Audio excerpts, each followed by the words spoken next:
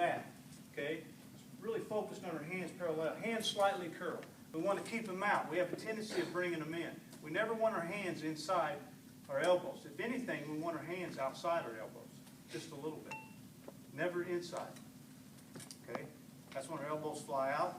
That's when it's easy to go through a guy. Okay? Knees slightly bent. Knees slightly bent. Now, I like that roll in the back. Each guy's going to have a little bit of different feel.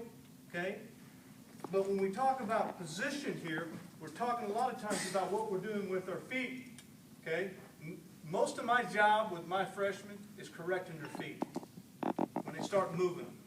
Okay? Our feet should never be wider than shoulder width apart. Now, I've seen guys have a lot of success with wide stance.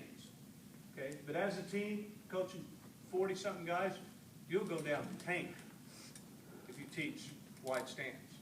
And I'm talking about we're getting outside that range where we can't move.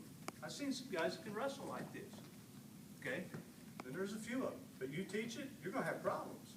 Because ultimately, you've got to move your feet. You've got to be able to pick them up to penetrate. You've got to be able to pick your feet up to sprawl. Okay? That's the only way you can do either one of those important skills. Is the feet got to come up off the mat.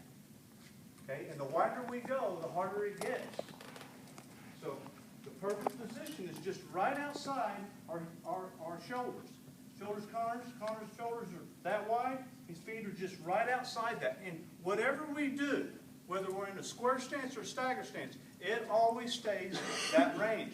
And the closer you get to that, you're going to realize your kid's got more power, more explosiveness, and they're quick.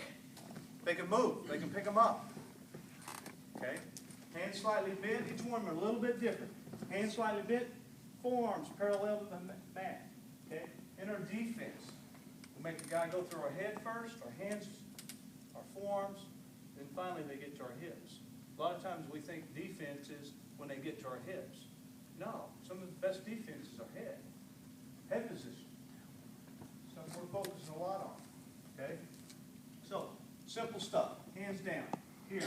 Do we have to hold this? Now let me just give you an idea. Relax, guys. Let me give you an idea real quick. Okay?